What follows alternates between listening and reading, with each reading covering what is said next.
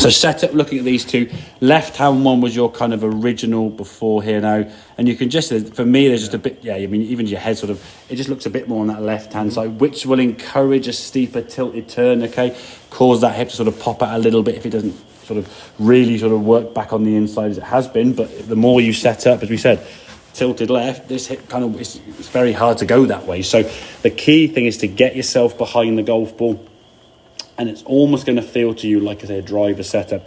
And part of the reason for that is because if you take a line from your eyes through your hands, that's how far forward your hands look at the golf ball. Where in reality, if we just sort of draw a line from down there now, it's like about an inch or so. It's not exactly, yeah. So your hands are over your left foot, okay? Now, in terms of impact, because of that setup, it's going to take you either back steep on the outside, as you're sort of demonstrating here, sort of tilting this way. And then when you get to the top of the backswing now, because of that angle in this position up here, you've got to square the club face up some way. And your way of doing that is that kind of early release. And as we say, you can see it impact when you come back into the golf ball. Your impact now is roughly, next frame, next one, there you go. Yeah. Hinge about there, in fact. That wasn't too bad there, but the ones before we've had where the hands were, a bit back in there behind the golf ball. Whereas this one, better set up position, okay? Body's moving to the top of the backswing. And again, for me, the pleasing thing is you're getting that spine behind the golf ball. The pleasing thing is your hips now are moving this way towards target. You're moving your body now towards target, getting in a better position. Like me going that yeah, that's good. So you're getting in that, what we call that K position. And then when you get back into the golf ball now, we said that blur now is moving more towards... Close. Yeah, exactly. It's getting more towards that left. Just look at the difference in your head. Your spine has a bit more kind of tilt in that position.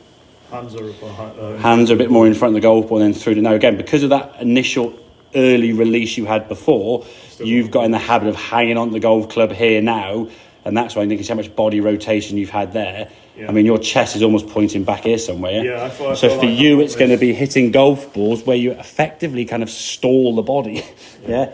And that's why I say, and this is why you struggle then hitting half shots, because your half shots, you're going to find it really difficult. The thing is as well, if your body is in the position it was at setup before, on this left-hand side one, if you're like this, you're already kind of opened up anyway, yeah? So now you're trying to hit the inside part of the ball, your arms, and then you're just getting dragged around and just the general momentum and speed. Now, don't get me wrong, you're not going to be somebody who finishes effectively chest facing the target.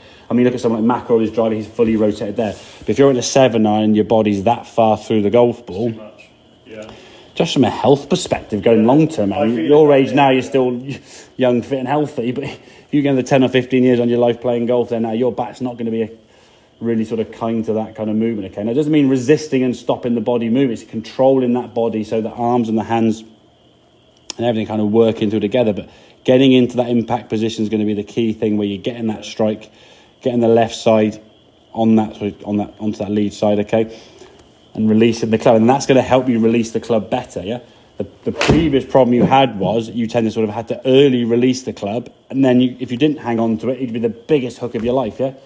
So we said body position changes path. Yeah. So shoulders, hips, and body change the path angle. Club face is controlled by the hands. Yeah. And getting your body to rotate and swing through the position.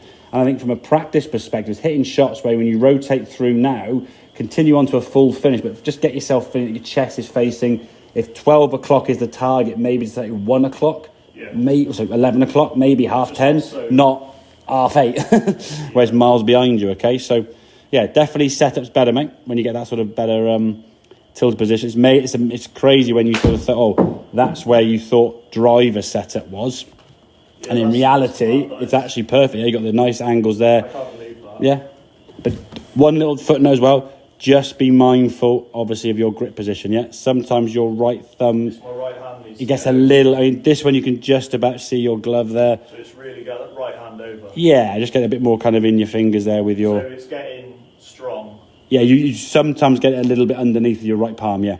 And the more underneath your right hand gets, the more hooky that club face is going to want to be, and you tend to sort of turn over if you're not careful. So, but otherwise, looking good, mate. Weird, so